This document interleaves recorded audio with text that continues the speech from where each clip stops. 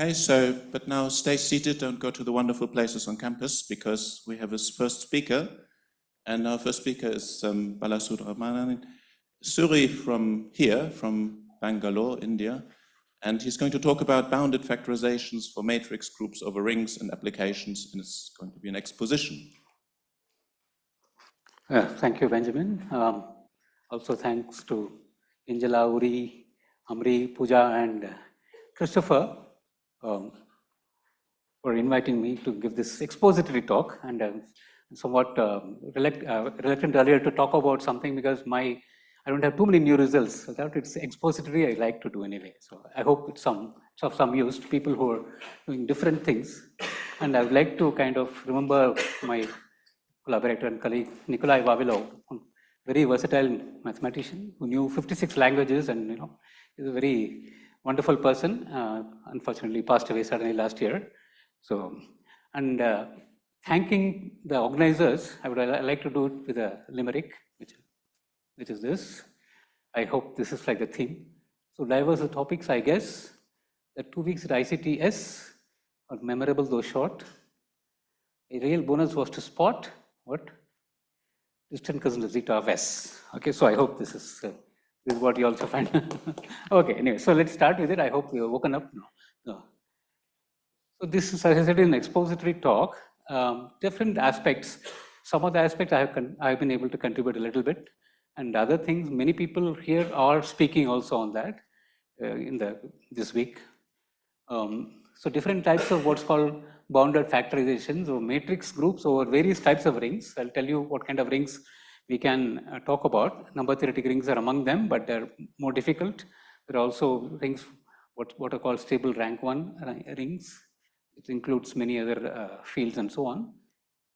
So these innocuous looking properties, that group theoretic properties, are related to many other deeper properties, things like the congruence of group problem, Quasar's property T, and many other things, representation, variety, and so on. So such indicates some of the results which are proved by many other people. So as I said, we also mentioned briefly about various types of zeta functions, but some things have been spoken about in the workshop and briefly, but people will speak about them in their own work in this week. So first of all, I start with a very classical thing, SL2 over SL2Z. So you know that SL2Z, writing is a product of elementary matrices, just the same thing as dictionary is to write it as continued fractions. So since we have arbitrary long chains of division chains, we can see that there is no finite number so that every element is a product of that many elementary matrices. So this is a prototype of something that I'm going to talk about called bounded generation, which you would have seen also last week, among other things. So I'll mention this problem in sort of generality, and it looks like this. So I will, of course, describe also what is meant by these objects, the Chevalier group and the unipotent radical of parabolic and things like that. So if you wish, I would not like you to do this, but if you wish, you could think of SLN as a group and then think of U and U minus as upper triangular unipotent and lower triangular unipotent, just to see how the dictionary goes. People who are not very comfortable with the Chevalier groups, they could think of that. But ideally, I would say one should think of this in terms of Chevalier groups. Why? Is the following thing. So let me just say, first of all, there is a lot of interest in writing some kind of factorization of a group in terms of smaller groups in a bounded way. So for example, just to give an example, here is a very matrix theorists kind of talk about this thing. This is like what's called Lulu decomposition, LU, lower upper. So over a field, this is proved by Strang some 1997. So this has length 4. This is they proved by using completely matrix theoretic linear algebra methods, and this is called a Lulu factorization. So in fact, the reason that they looked for such a factorization was at the time applications of computer graphics. So I wanted to mention this, that for example, if I get rotation matrix, this is product of these 3 unipotents. Okay, so you can think of it like this. These are called shears. So when a plane figure is to be turned, then you can just reduce it to 3 shears like this, 3 translations along this. In that sense, it was useful. And then, for example, 3 cross 3, suppose you write 3 cross 3 matrices. Before Strang's result about general n cross n, these were the results. 3 cross 3, again, you write any matrix in terms of the so-called Eulerian angles. Okay, C and S are cosine and sine. Then, with this notation, we have explicit such a factorization of this matrix. So, this is the prototype of what is being done by linear algebra people. I just want to mention one quote by Vavilov.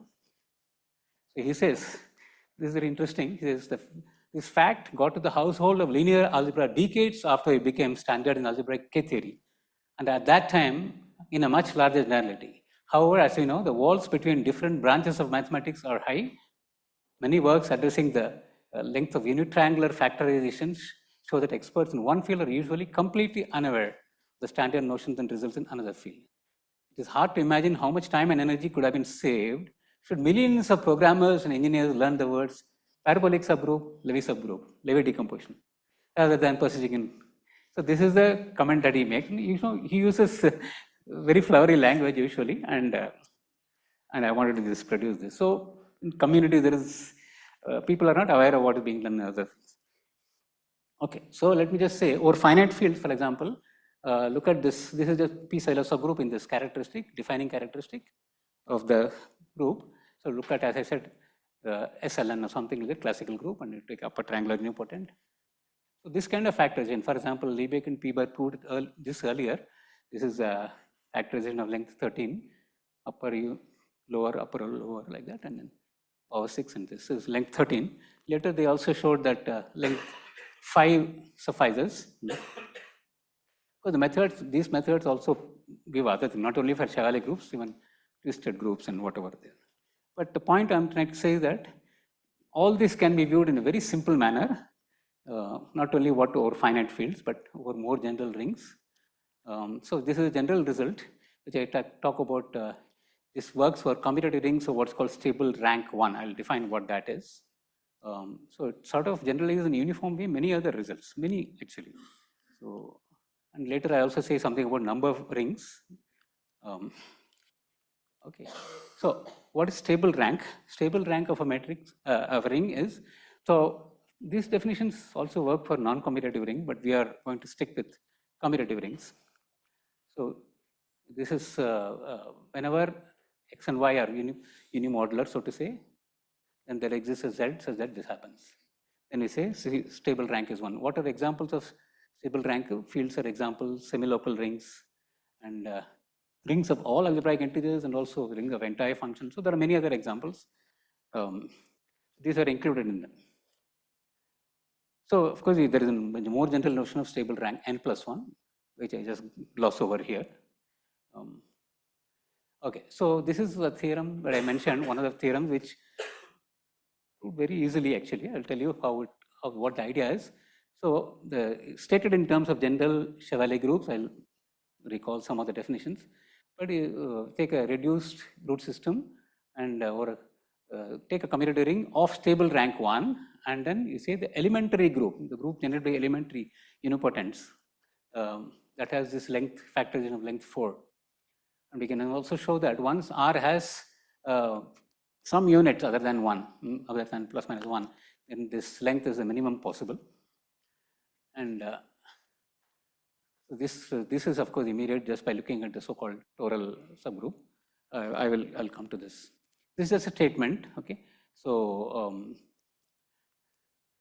how to prove this kind of cases, the way it proceeds is proved for rank 1, which is like SL2 you prove. It's very easy to prove the toy case of SL2, this length 4, it's a nice little exercise. And in fact, in particular, over stable rank 1, SL2 is the elementary matrices. In general, over a commutative ring, elementary matrices may not generate SL. So that is what K-theory tells you, the quotient. Okay. So there are many examples. I'll just ignore them. Okay, so Dedekind rings. So these are rings of integers, algebraic integers in number fields and so on, or S integers. Then these have bounded width in terms of elementary generated provided the rank is at least 2. So SL3 onwards, things like that. So then on the other hand, you might be tempted to kind of generalize it very audaciously, but it's not possible. For example, look at something like CT, just polynomial ring in one variable over complex numbers. This has also, I have not defined what is width of a group with respect to a set of subset, but you can yourself define it. In other words, if you have a subset, a group is said to have width k or something width at the most k with respect to this subset is if every element is product of S1, S2, Sk like that, or S1, S2, Sr, R less than or equal to k. SIs can repeat. So this is proved by him using some. So instead of C, if you take any transcendence degree, infinite degree, then it will work. Same proof works. Okay, so briefly recall, because I mentioned in terms of Chevalier groups, let me just briefly recall and then what is this? So you take a reducible root system and take corresponding Weil group, and this is the weight lattice and this is the root lattice. Then you have this positive and negative roots and a set of simple roots, because they always call fundamental. So with this, we can associate a Chevalier group, and so the thing is, we can take the root lattice or weight lattice, anything in between, and also consider the corresponding Chevalier group. So for our kind of problems where you factorize a group into subgroups, it doesn't matter which lattice you take. So often you might take simply connected group, which means corresponding to the weight lattice. So that's what I do here, simply connected Chevalier group. Okay. So then we have this split maximal torus of G, and then denoted by T are points. So we have the so-called root unipotents. That means you have this kind of mappings from the ring to these groups, and they are related by these groups. So this is a one-dimensional group of over R, and you have commutator relations between them, which are called Chevalier commutator relations. And the group generated by this is denoted by E, elementary. As I said, elementary may not be equal to G. There are nice rings. For example, if you take field or if you take even semilocal rings, E is equal to G. But if stable rank 1, which is slightly more general, it is no longer true. And we have this kind of element. This is like the monomial matrices. So, okay, so these are called semi-simple root elements, the diagonal ones. So if you write it down for SLN, you'll find diagonal matrices, epsilon, epsilon inverse, etc. So then the group T is generated by these semi-simple root elements as, and then this is a normalizer, and then we have this quotient, which is isomorphic to the Weil group. Okay, so this is the background.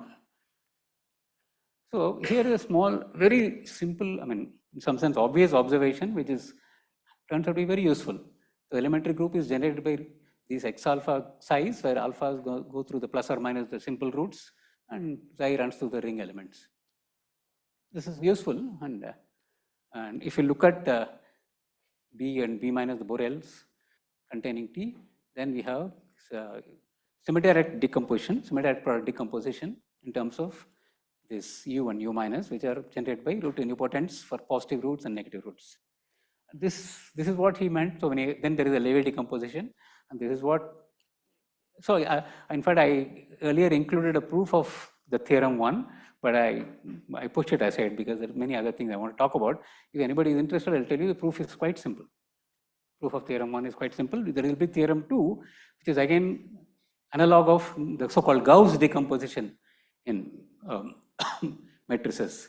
So that is even simpler, and it will tell you that why we are looking at stable rank 1 is the reason is that we are forced to look at that holds only if the stable rank is 1. So I'll come to that also.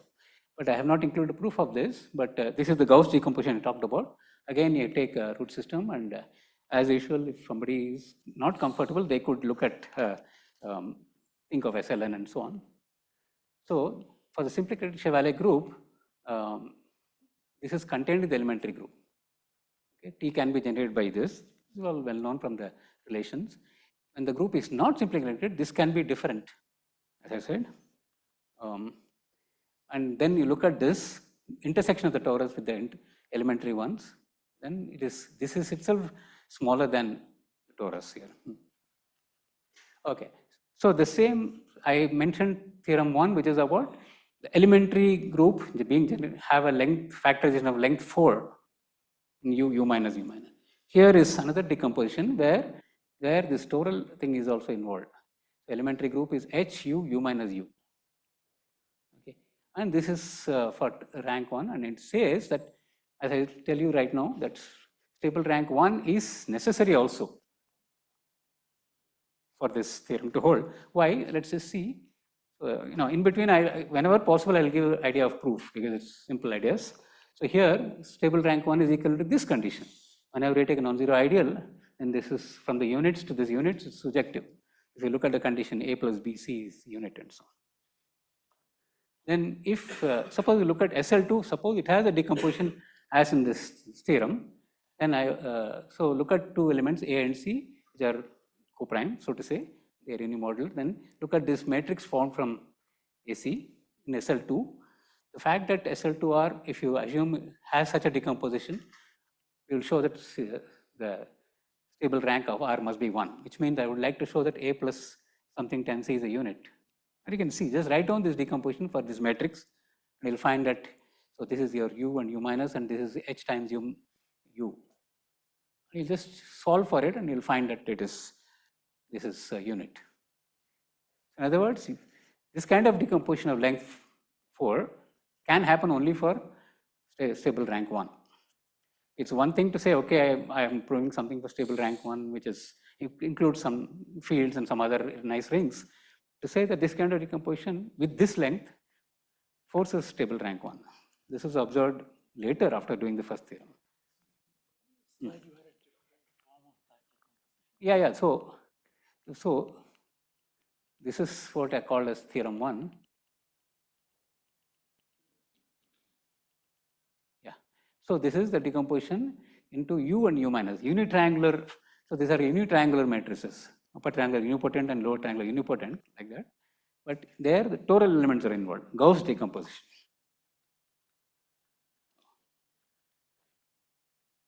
Sorry.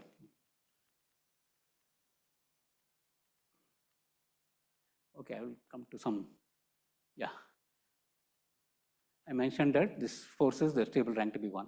So these are the words of Vavilov. He says this divorces the existence of Gauss decomposition from the triviality of K1. K1 is about whether the group is equal to the elementary group or not.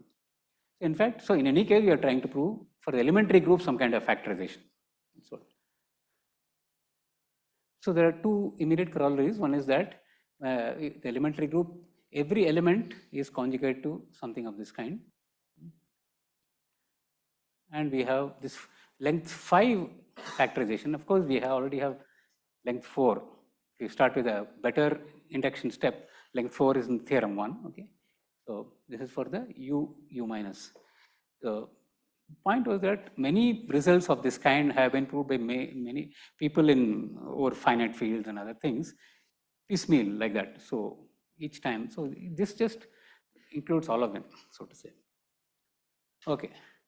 So this is again, I won't dare to use such words, but he uses terribly easier proof. That's what. Okay, the proofs are terribly easier than whatever has been done before. And as I said, the terribly easier proof I removed actually, because if you. Okay, as I said, this length 4 already holds, but it starts with a more precise induction base. Okay, so the idea, one simple idea only I'll mention about theorem 1, which is actually simply an elaboration of very old idea of Tavgen when he proved so-called bounded generation property. So he showed that, so Tavgen also passed away unfortunately with the blood poisoning, which is unexpected. So he proved this very beautiful theorem that, or use this simple idea. If the theorem he proved, I will mention later when I talk about bounded generation. But the point is that he used the simple idea that if you have every fundamental root, that every simple root falls into a subsystem of smaller rank when you drop the first simple root and the last simple roots. If you just say some factorization with respect to dropping one, dropping the other, and then you can generate. So in other words, more precisely, this kind of result. So in some sense, it is there in Taugen. We didn't say it in so many words, but this is the simple idea we'll use. Okay, take any commutative ring, any, not stable rank or anything like that, because it is simply a induction step, so to say. So, okay, I have not mentioned delta 1, delta L. There are L simple roots. Delta 1 is obtained by dropping the first root. Delta L is obtained by dropping from the simple root, the Lth simple root. I mean, you can take more generally also.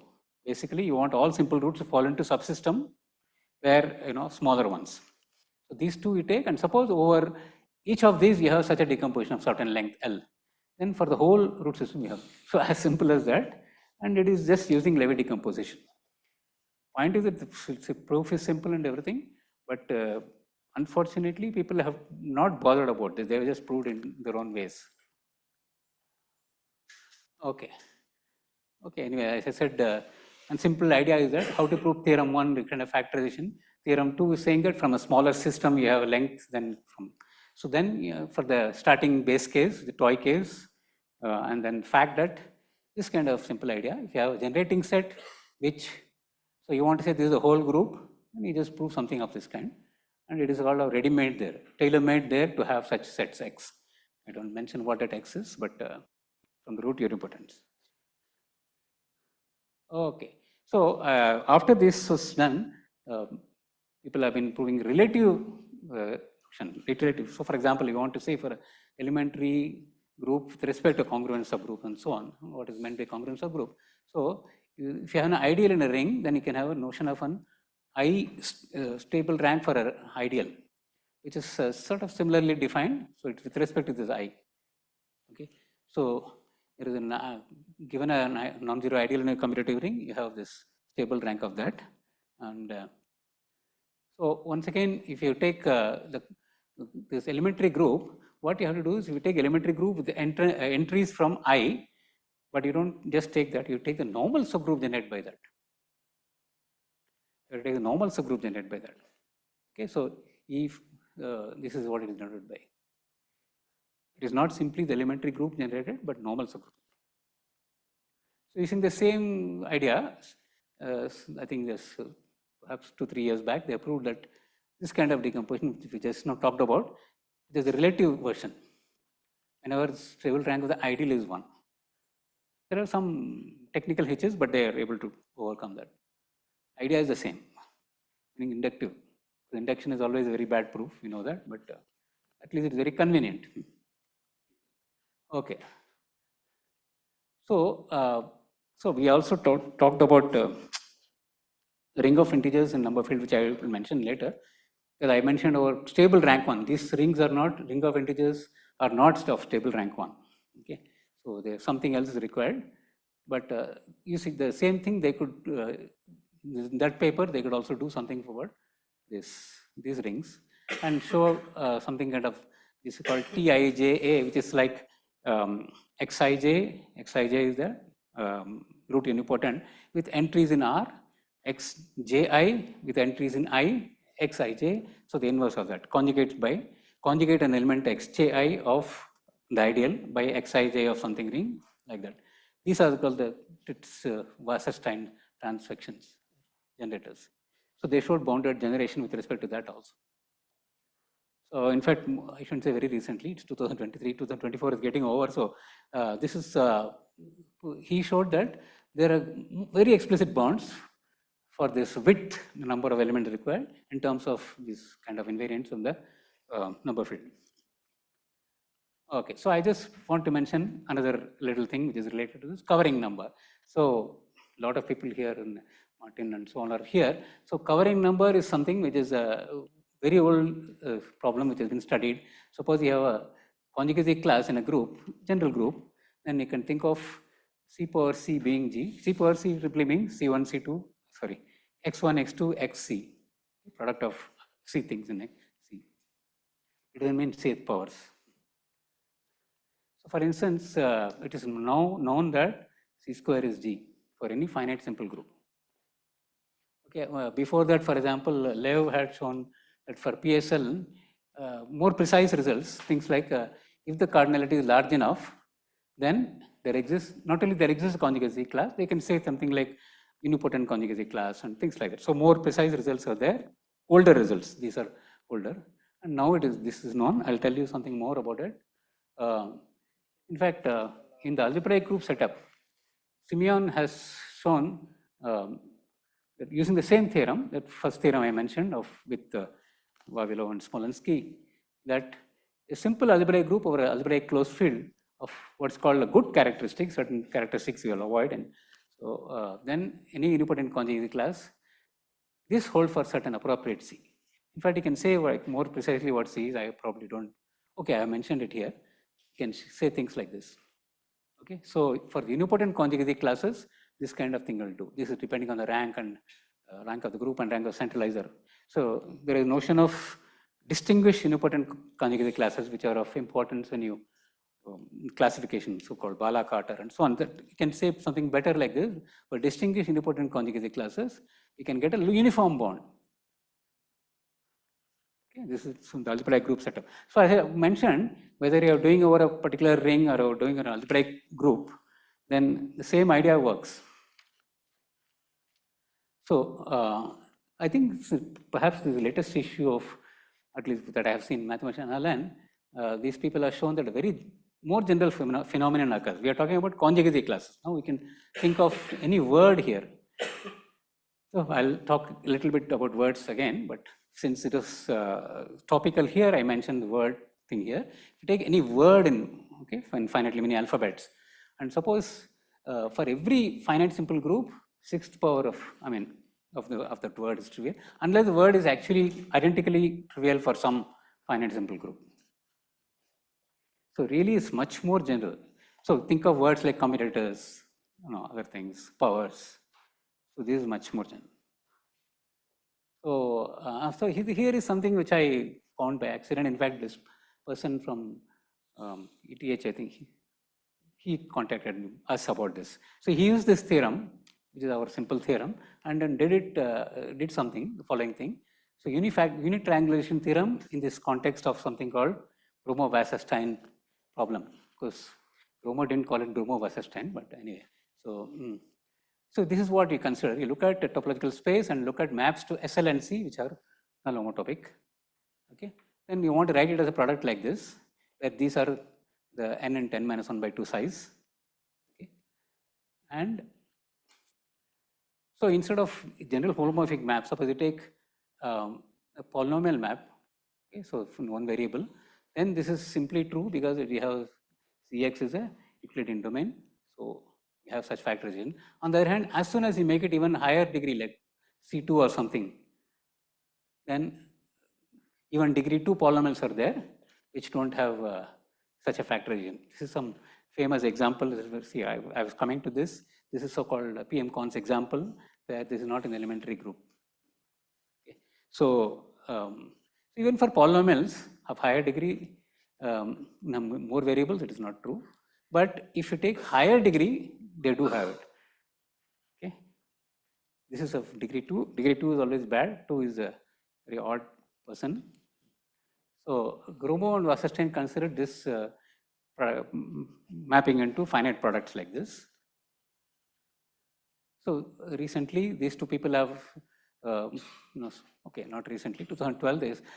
So this I learned about something called Oka principle. Apparently, René Thom mentions that this is the best, what you call, most beautiful principle in analysis. That's what Thom says. Okay, so something like you have solution, continuous solution, then automatically you have a holomorphic solution. So using that idea, so for example, here is the setup here. If you take a so-called reduced time space and dimension is n, then it is known that there is ring of holomorphic functions has stable rank equal to this. Okay, stable rank comes here now. So this paper, these three people have shown that there is an upper bound for unitriangular factorization of maps to SP2n also, not just SL, but SP2n, and at the most t being this number.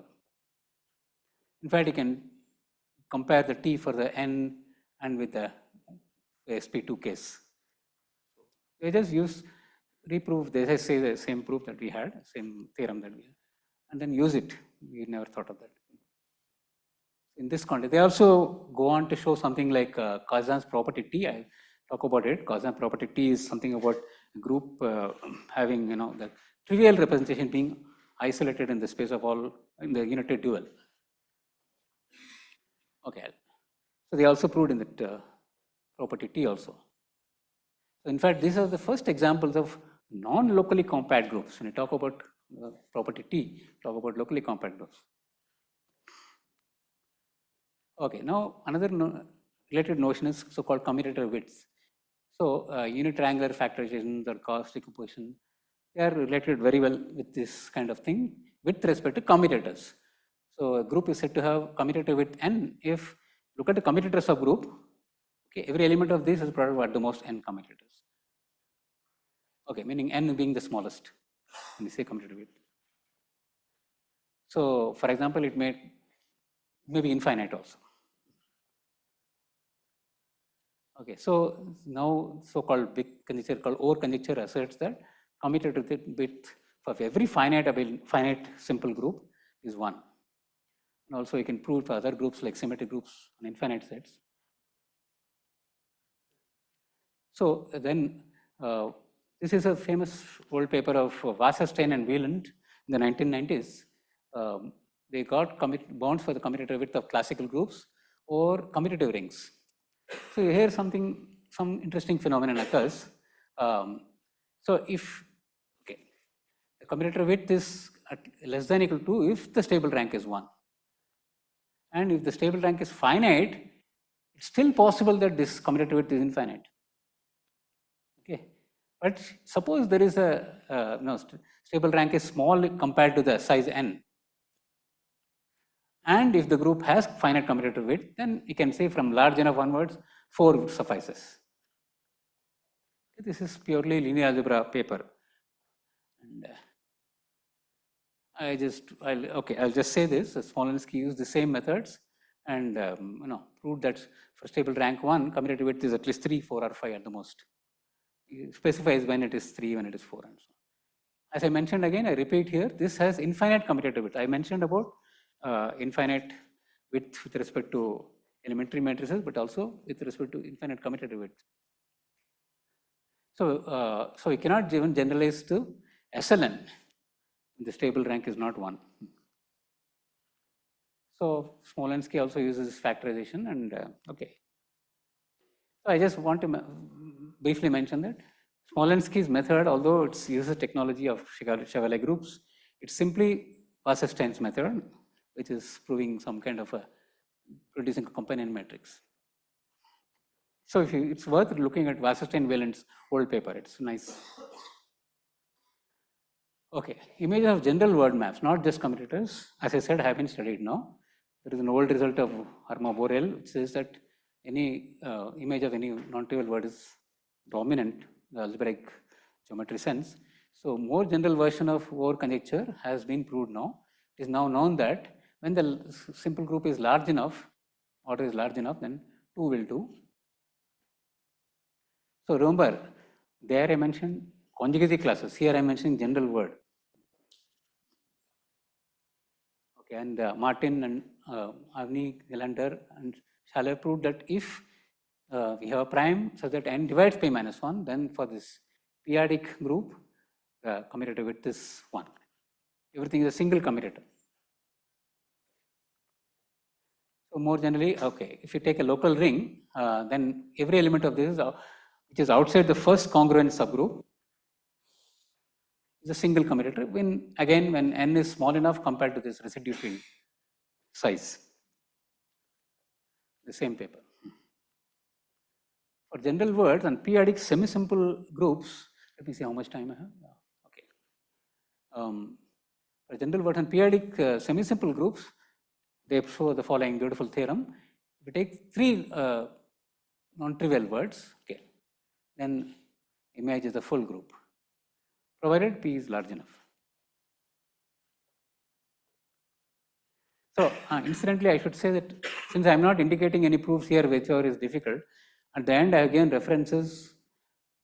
More than 100 references are there, so I think it could be useful. Okay, instead of GZP for a single prime, you can consider product of GZPs, which is called so-called adelic group, GZ hat, which means product of GZPs. And then such an analog has been proved by Dan Siegel in that sense, namely image is open. Image of this product map is open.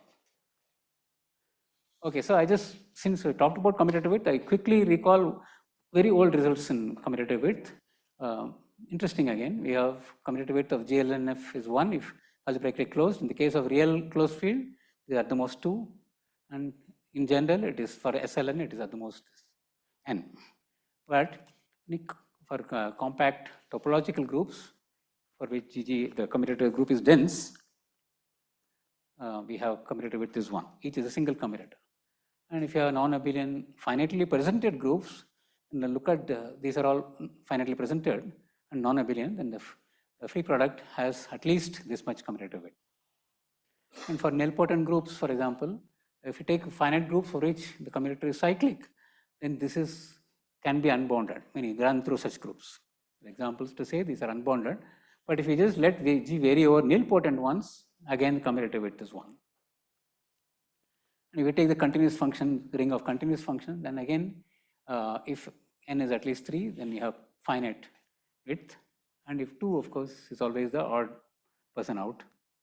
So the universal cover of SL2R also has infinite commutative width. And for any PID, the length commutative width is at most 6 for large enough n. And in case you have for SL3, if it is finite, then for every SLN also, it is not only finite, it is less than or equal to 6 from some stage onwards. Remember, this kind of thing is necessary because you look at something like this, where it is false. PID, but still it's false. Okay, so now come to number rings. As I said, they are not of stable rank 1, they are more complicated, but more of interest. So for example, first one can just say one simple result, which is about when you invert single prime P, and the elementary group has this length 6 factorization. Okay. And in fact, it comes from the SL2 factorization, something like this. For SL2, there is length 5 like this, u minus u minus u is also u. Incidentally, I think in general, I don't think it's known whether u minus u minus u equals u minus u minus u minus. That could seems to be obvious. I mean, I don't know that. Okay, so as I said, we can also deal with other rings of integers, ring of S integers, where you invert finitely many times, where the number of units is infinite. That's the main thing which is needed. That's why this is taken. If you take Z, of course, it is not true. So there is this notion of generation with respect to cyclic subgroups bounded.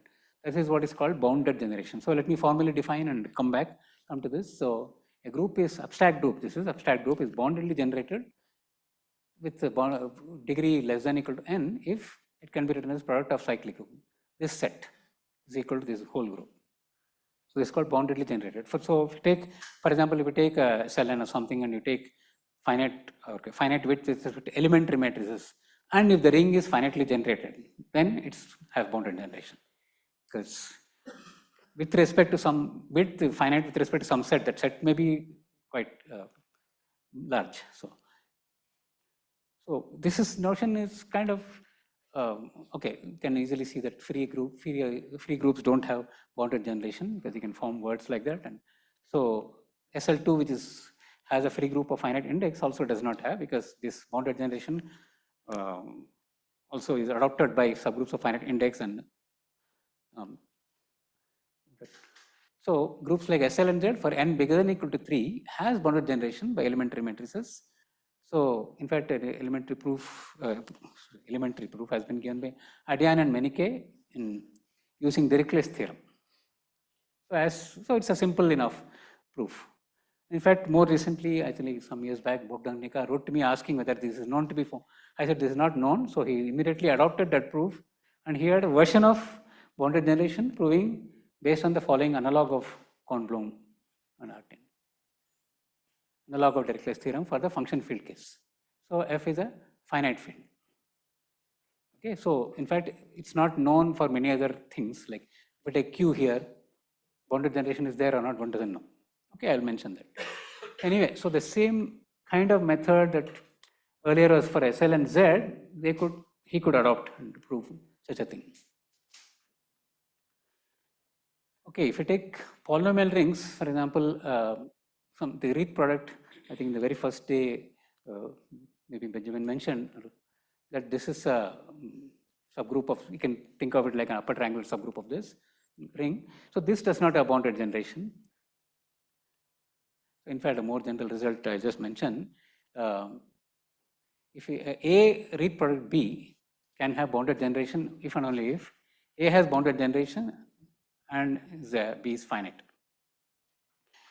This is thing is when I proved it this Nikolov, at the time we used this very interesting little cute theorem of B.H. Neumann. I'll just mention what that theorem is at the end.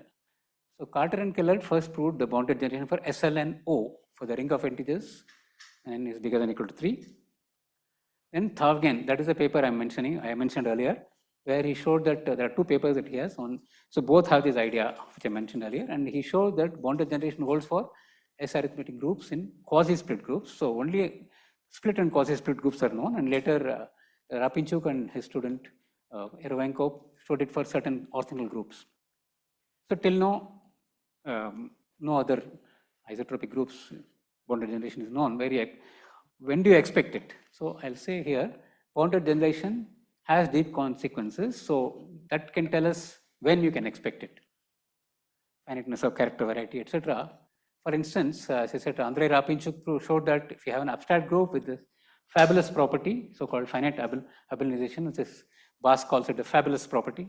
So then it has only finitely many representations of given dimension, irreducible. So there is a positive characteristic version also. I'll just indicate how this kind of proof can go. How bounded generation can influence representation. Quickly, I'll just. In the case of SLN, okay? Idea of proof. So suppose you take a representation of G and consider its restriction to the upper triangular idempotent. So since this is solvable, you have a normal subgroup such that it goes into upper triangular. So that means the commutator group goes to unipotent matrices. And look at this commutator relation, xik, xkj. So, it's large enough, right? So xik, xkj is xij d square. Then this matrix power d square is unipotent because in the commutator, image of commutator. So these are all, of course, conjugate. And so Zariski closure of this is going to be only dimension less than or equal to 1. So that shows that your group, if you take finitely many things, Zariski closure is dimension less than or equal to. From this, so with some little work. Yeah, so any D you take, so this D is the index here in this case. This D is the index. And D is the entry. Yeah, so correct. D is the entry in that. Xik D means that the ikth place entry is D. So this happened to be D squared power, and since this index is D, this. So this is in the old paper of Rapinchuk. 20 years old. So this is just an idea of how bounded generation can have a role, play a role into. Okay, just. So now the thing is, I have time, right? Pro-finite groups. So when you have finite groups as abstract groups, then pro-finite groups often play a role in proving theorems about finite groups, as we have seen. So when is a pro-finite group said to be boundedly generated? If there are finitely many elements, so closures of these cyclic groups. These are all closures of cyclic. I think G1 hat, G2 hat, like that. Bar. There should be some space. Okay, anyway. So the main point here is that very interesting thing is Lazard had this very famous paper in IHES. It shows that a group is a p-adic Lie group if and only if. Look at, if I take a pro-p group, there is a pro-finite, so for example, if I take a finite group and take pro-p completion of that, only take p power index subgroups and take completed, called pro-p completion. So these are pro-p groups. So pro-p group has bounded generation as a pro-finite group, if and only if it's a p-adic Lie group, compact p-adic Lie group. So that it's like a Hilbert problem, solving Hilbert problem for a fifth problem. So this is a characterization of periodic Lie groups. So this is the reason it's kind of very, so now if a group has bounded generation as an abstract group, we can say that we can just carry it over to its profinite completions and propic completions and so on. So this gives sometimes criteria for a group to have finite, because periodic Lie group means it has a finite faithful representation, finite dimension. So we can use that. So this is, for example, a criterion for an abstract group to have faithful linear representation of finite dimension. If it has bounded generation and virtually means the group of finite index is residually P. That means there are many P power index subgroups which intersect in identity. So for example, you can show that automorphism group of a group in at least three generators doesn't have any faithful, does not have bounded generation. So if it had, it would have faithful representation. Okay. So I just mentioned this characterization of periodic Lie groups as pro-P groups, their bounded generation does not carry over to general profinite groups. Even the silo-P subgroups, silo-pro-P subgroups are not even finitely generated. Forget about boundedly generated. So profinite completions of S arithmetic group. So this is proved. This is a nice theorem proved by Platonov, Rapinchuk independently and Lubotsky. That congruence subgroup property for the arithmetic group gets related to the bounded generation of profinite completion of the arithmetic group. So for a long time it was thought, okay, maybe it's equivalent to profinite completion of the bounded generation of the arithmetic group itself, but it's not true. So there are groups arithmetic groups whose profinite completion is boundedly generated, but group itself is not. So this is what I mentioned here. This is kind of recently very interesting and surprising result showed by these four people that co-compact lattices never have bounded generation. Okay. So this shows that S arithmetic groups and anisotropic groups cannot have bounded generation. So you want to relate a group theoretic property to congruence group property. So congruence group property related to profinite group theoretic property. And says it is genuinely profinite property.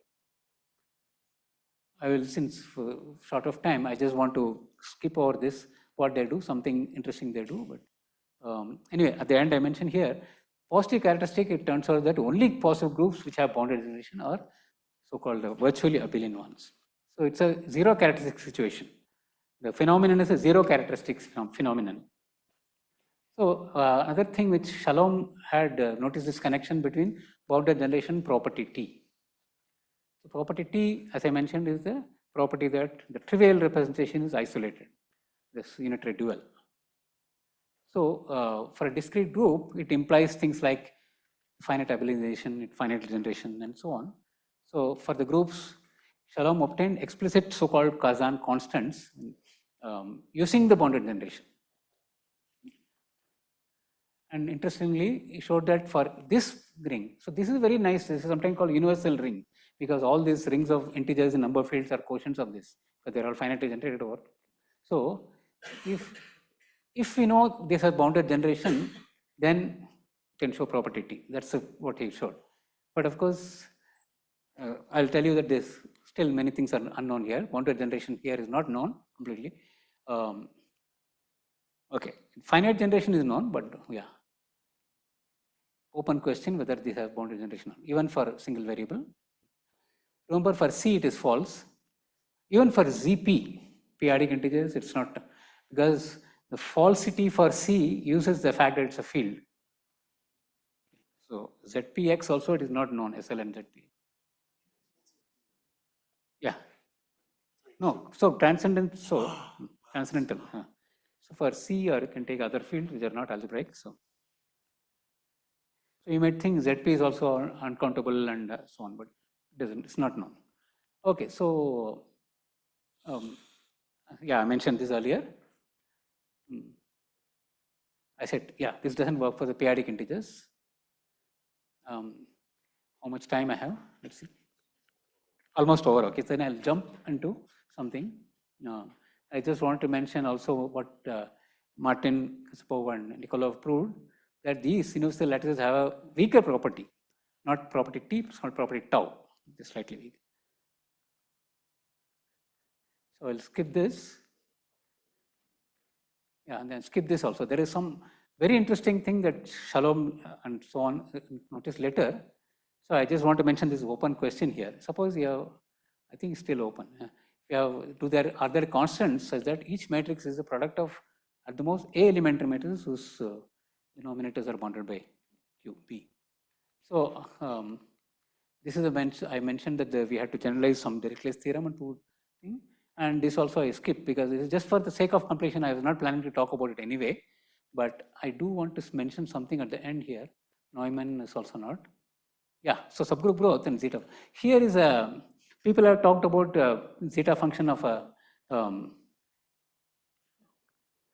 subgroup growth. So this is proved by Carnevale and Dusautoy long back that abscissa of convergence, this is a subgroup growth function. It's a rational number and can be, this number is still mysterious, right? AG and BG. So there are two numbers. One is subgroup, number of subgroups of index n, number of subgroups of index less than or equal to n. Okay, so for example, this number, yeah, if we take a number of subgroups of index n, the smallest c is called the degree. So for example, it is known that degree cannot lie in these intervals. For example, for a Heisenberg group, the degree is 3/2 and so on, border. So it's still unknown what other numbers are allowed. Okay, so I think I'll stop here. For the sake of completion, I have put a number of things here because I knew that I'm not going to cover them. But thank you so much.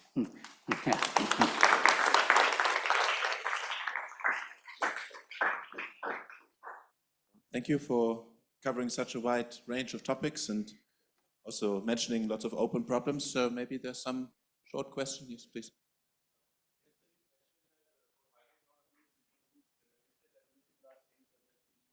Yeah.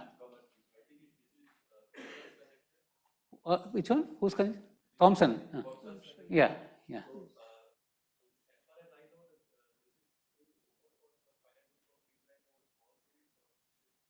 I think it is completely done.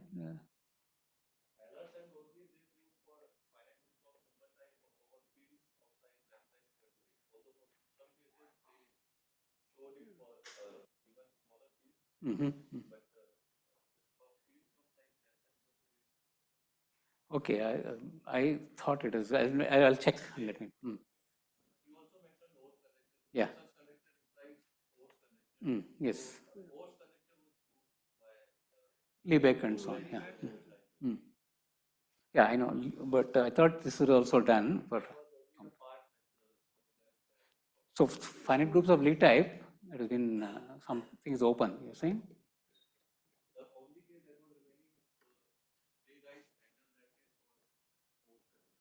I see. Okay, I think we need to move on. So further questions, please, at tea time. We have a tight schedule. So the next talk starts at 20 past. So anybody that needs a 5-minute break, go somewhere, do it now. Be back at 20 past. Thank you. I can flash some of the open questions. For this talk. I'll flash some of the open question at the end so that you can keep staring at it. Here.